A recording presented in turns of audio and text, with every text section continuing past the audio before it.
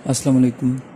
आज का जो हमारा लेक्चर है वो फ्रीक्वेंसी डिस्ट्रीब्यूशन के ऊपर है कि बेसिकली फ्रीक्वेंसी डिस्ट्रीब्यूशन है क्या, फ्रीक्वेंसी क्या है, और इसमें हम जानेंगे कि ग्रुप डेटा क्या होता है और अनग्रुप डेटा क्या होता है।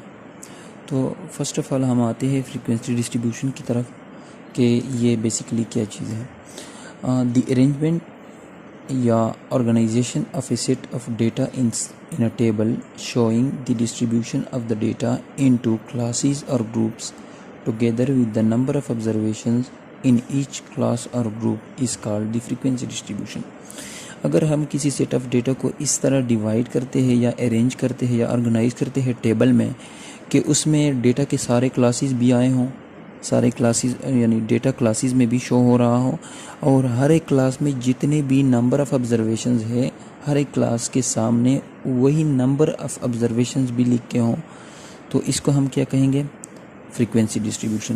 यानी फॉर एग्जांपल कोई हमने क्लास बना लिया कि हमारा एक क्लास है 5 से लेकर 10 तक, 10 से लेकर 15 तक, और इस क्लास में हमारे पास फ्रीक्वेंसी है 10 और इसमें हमारे पास फ्रीक्वेंसी है 15। यानी इस क्लास में नंबर ऑफ़ ऑब्जर्वेशन 10 आ रहे हैं, 10 है, और इसमें नंबर ऑफ़ ऑब्जर्वेशन 15 है। तो इस चीज़ को हम फ्रीक्वेंसी डिस्ट्रीब्यूशन, ये हम टेबल अगर बना इसको इस तरह लिखें तो इस चीज़ को हम फ्रीक्वेंसी डिस्ट्रीब्यूशन कहते हैं। अच्छा, अब आते हैं फ्रीक्वेंसी की तरफ कि फ्रीक्वेंसी क्या है। बेसिकली फ्रीक्वेंसी डिस्ट्रीब्यूशन के जानने से पहले हमें फ्रीक्वेंसी को जानना चाहिए कि फ्रीक्वेंसी है क्या, तो तब हम जानेंगे कि फ्रीक्वेंसी डिस्ट्रीब्यूशन क्या है। फ्रीक्वेंसी इज़ द नंबर, हम यहाँ पर मैंने नम लिखा हुआ है, the number of observations falling in a particular class is called the class frequency और सिंपली फ्रीक्वेंसी।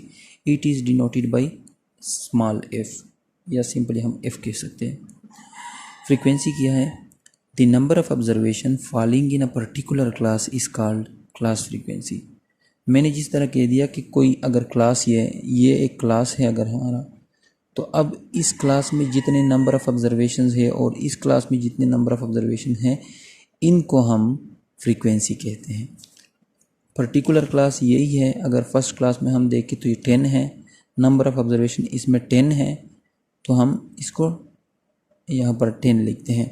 या अगर इन क्लासेस को अगर हम एज ले लेके 5 ईयर से लेकर 10 ईयर तक की जो लड़के हैं किसी क्लास में, स्कूल के किसी क्लास में 5 ईयर से लेकर 10 ईयर तक की जो लड़के हैं वो 10 है, 10 ईयर से लेकर 15 ईयर तक के जो लड़के हैं वो 15 है। तो अब ये नंबर ऑफ़ ऑब्जर्वेशन हैं इन अ पर्टिकुलर क्लास, और इन चीज़ को हम फ्रीक्वेंसी कहते हैं। अब फ्रीक्वेंसी डिस्ट्रीब्यूशन हमारे लिए आसान हो जाती है कि फ्रीक्वेंसी डिस्ट्रीब्यूशन किस चीज़ को कहते हैं। अगर हम डेटा को ऐसे अरेंजमेंट्स करें, डेटा को ऐसे अरेंज करें टेबल की सूरत में कि जहाँ पर हमारे ग्रुप्स और क्लासेस भी बने हुए हों, जिस तरह के यहाँ पर मैंने ग्रुप्स बनाए हैं, और हर एक ग्रुप्स के सामने, हर ग्रुप के सामने उसका जो नंबर ऑफ़ ऑब्जर्वेशन है किसी ग्रुप में, उस पर्टिकुलर ग्रुप में जो नंबर ऑफ़ ऑब्जर्वेशन है वो भी शो हो रहे हों, तो इसको हम फ्रीक्वेंसी डिस्ट्रीब्यूशन कह सकते हैं। या सिंपली हम अगर डेटा को फ्रीक्वेंसी के ज़रिए से हम डिस्ट्रीब्यूट, फ्रीक्वेंसी और क्लासेस के ज़रिए से हम किसी टेबल में डिस्ट्रीब्यूट करते हैं तो इसे फ्रीक्वेंसी डिस्ट्रीब्यूशन कहते हैं। अब आते हैं ग्रुप डेटा और अनग्रुप डेटा की तरफ। तो ये बहुत सिंपल टॉपिक है, लेकिन ज़रूरी है कि हम इसको भी जानें क्योंकि फिर आगे हमारे फार्मूले आएंगे कुछ, और वो ग्रुप डेटा के लिए अलग फार्मूले होते हैं और अनग्रुप डेटा के लिए फार्मूला अलग होता है। तो इसके लिए ज़रूरी है कि हम ग्रुप डेटा और अनग्रुप डेटा को जान लें। The data presented in the form of the frequency distribution are also called group data. अगर ये फ्रीक्वेंसी डिस्ट्रीब्यूशन का जो डेटा है जो हमने एक इस टेबल के ज़रिए से शो किया हुआ है, ये इसको हम ग्रुप डेटा भी कहते हैं। यानी the data presented in the form of a frequency distribution are also called group data. यानी फ्रीक्वेंसी डिस्ट्रीब्यूशन में जो डेटा हमने प्रेजेंट किया हुआ होता है उसे हम ग्रुप डेटा भी कहते हैं।